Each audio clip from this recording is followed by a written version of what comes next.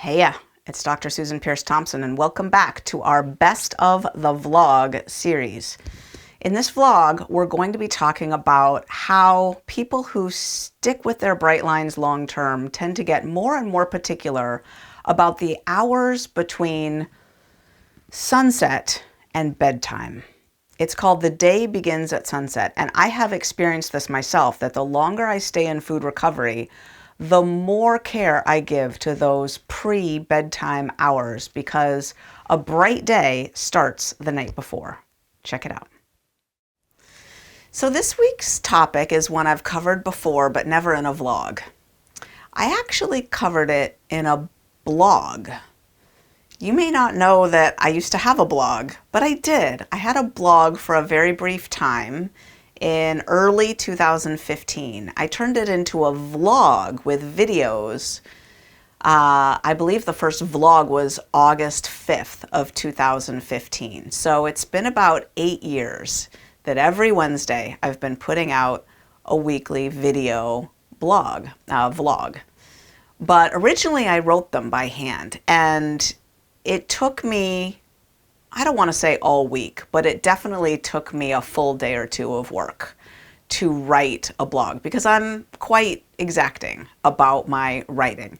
Funny enough, I'm not exacting at all about my video shooting. I just turn on the camera, I talk for a bit, and then I turn off the camera. I don't have a teleprompter, I hardly have notes, it's almost always one take, and it's really, really fast for me to shoot a vlog. Which is probably why I've been willing to do it every week for so many years. The longest part of it is showering and putting on clothes, which I don't usually have on. I usually have my house clothes. I wear the same thing all day, every day. Putting on makeup, blah, blah. That's what takes all the time to shoot the vlog.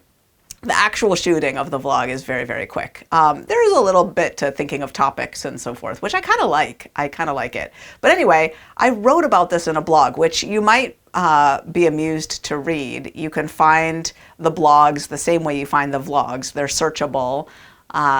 If you go to brightlineeating.com and you click on vlog and you type in the word sunset into the search box, you'll see the blog Sunset is a Sign, and the little essay that I wrote, the blog, back in March of 2015 on this topic. But I wanted to talk about this topic again here because, you know, we've got Boot Camp 2.0, and it's amazing. I'm just loving creating and teaching this stuff, you know, with the force and accumulation and experience of all of these 8 years of coaching boot campers to have their bright transformations. It's just wonderful to recreate this boot camp. And we have a weekly module on the morning habit stack and a weekly module on the evening habit stack. These two incredibly important anchor points of living the bright life. But we don't put them in that order in the boot camp. The evening habit stack comes first, and then the following week we talk about the morning habit stack. And that's very intentional, and it's because in Bright Line Eating, the day begins at sunset. The day does not begin at midnight, nor does the day begin when you wake up. The day begins just before you go to sleep at sunset. Now, we're not unique in believing that the day begins at sunset. In Judaism, the day begins at sunset. In the Baha'i faith, the day begins at sunset. And if you think about the way life goes, I think you might end up agreeing that in reality, in terms of human experience, the day begins the night before. Because good days and bad days aren't just born fresh when you wake up. They are the recipient of whatever it was that you did last night. Now, anyone who's woken up with a hangover or a food hangover can hugely attest to this, right? and or anyone who's woken up after, a long good night's sleep because they got to bed on time, or a very short night's sleep because they were up cavorting until 3 o'clock in the morning, right?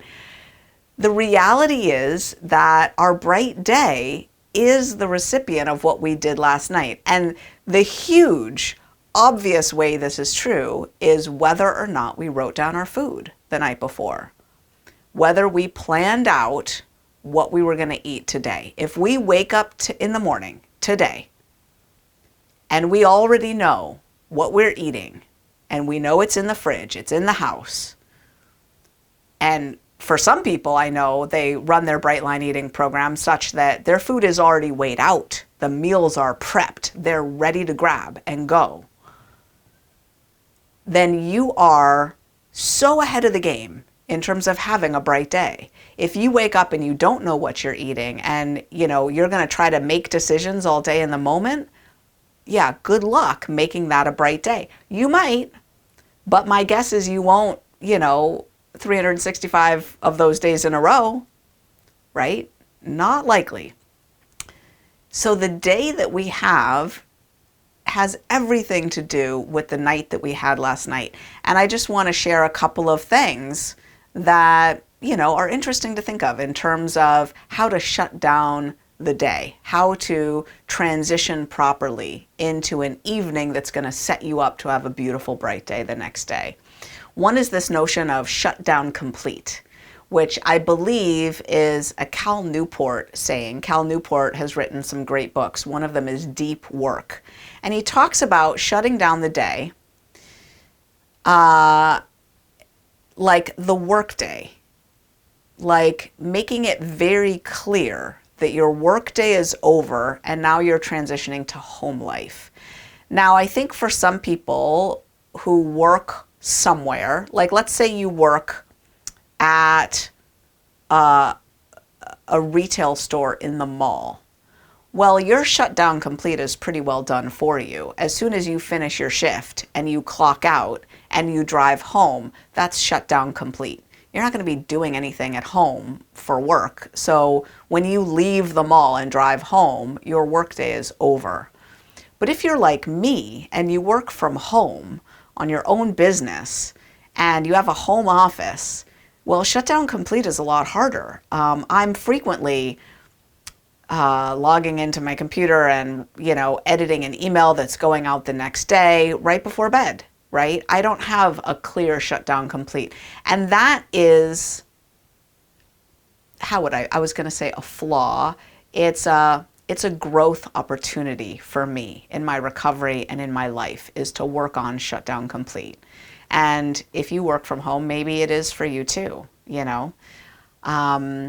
Another is digital sunset. I don't know where this notion came from, but I know that Brian Johnson of Heroic and Optimize fame does talk about digital sunset. Maybe it came from him. Digital sunset is shutting off your technology and making sure that you do so at least an hour before you plan to be asleep. It keeps you from getting blue light into your eyes, but even if you have those filters on your screens where at night it shifts from blue light to orange light, even still, shutting down technology just mentally speaking, so you're not scanning and seeking and clicking and all of that mental stimulation is not helpful. So you can switch from being a human doing to being a human being and just be a little bit before bedtime. That's another really helpful thing. Writing down your food the night before, getting in bed in time to have a good night's sleep, having a habit stack that you do at night, whether there's some inspirational reading there. I'm still reading Rumi. I just love my Rumi book. A Year with Rumi, I think it's called, 365 days, whatever, A Year with Rumi. Oh, Coleman Barks. I just love, love, love that book. I think I'm going on 3 or 4 years with it now, and it just, maybe 5 years, it just gobsmacks me every night.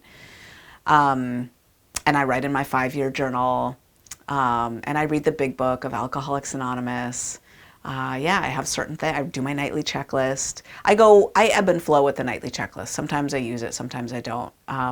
Those are the things. And of course, my teeth brushing, flossing routine and my prayer on my knees. And yeah, those are the things that I do, always in a certain order. It takes a little while for me to shut down my day.